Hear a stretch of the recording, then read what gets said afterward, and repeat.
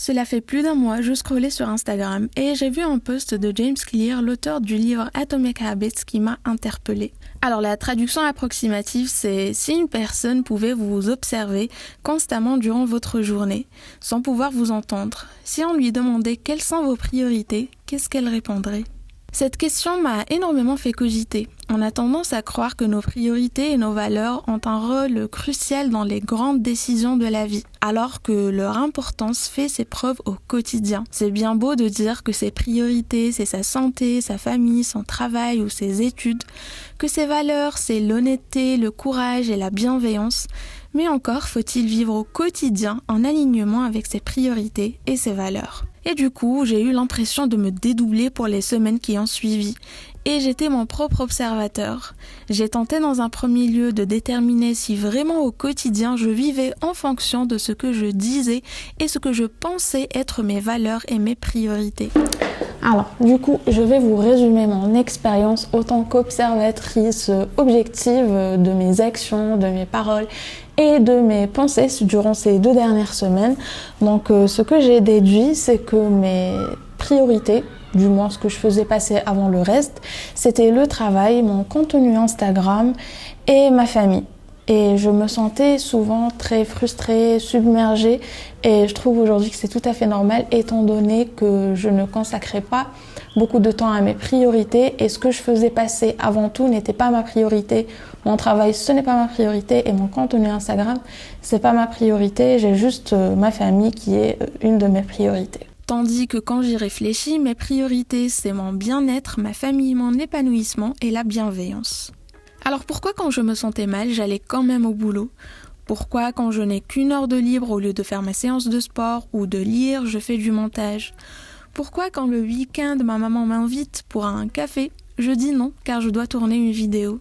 Et ce ne sont que des exemples de ce que je faisais passer avant mes priorités. Et donc, après ces prises de conscience, tout ce qui me restait à faire, c'était de remettre de l'ordre. Alors j'ai choisi 2 priorités et 2 valeurs.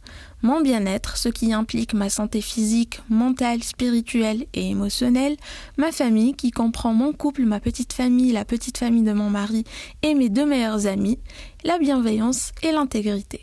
Et par la suite, il ne me restait qu'à prendre toutes mes décisions au quotidien en les utilisant comme filtre, que ce soit pour mes actions, mes paroles ou encore mes pensées.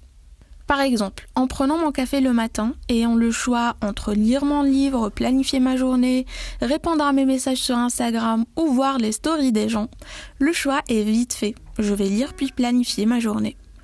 Quand je me sens frustrée ou énervée à cause d'une personne ou d'une situation, je fais appel à la bienveillance et à l'intégrité. Si la personne ne m'a rien fait, c'est juste que je suis submergée, je ne vais pas déballer tout ça sur elle. Et si la situation est délicate, j'agirai avec intégrité, peu importe les conséquences. Si en rentrant du boulot, j'ai du montage à faire et ma séance de sport, je commence par ma séance de sport. Quand je vais parler ou répondre, je m'assure que mes paroles sont bienveillantes. Quand je commence à avoir un train de pensée négatif car quelqu'un ne m'a pas laissé passer au rond-point ou parce que mon mari n'a pas lavé son assiette, j'arrête ça aussitôt que j'en prends conscience. Et depuis, ça devient de plus en plus un automatisme. Et aujourd'hui, j'ai vraiment l'impression que ma vie est plus équilibrée et harmonieuse, je me sens plus apaisée et je me sens de moins en moins frustrée.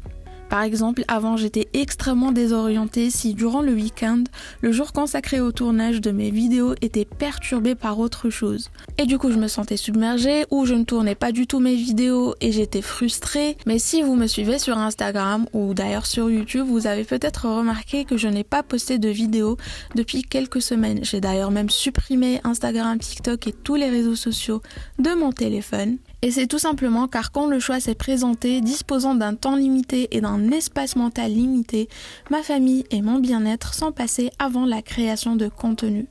Et toutes ces décisions ont été prises avec conviction et sérénité, car j'étais en accord et en alignement avec mes priorités et mes valeurs, tout en étant consciente.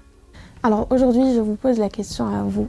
Si une personne vous observait au quotidien, et on lui demandait quelles sont vos priorités et vos valeurs selon ces observations, qu'est-ce qu'elle répondrait ?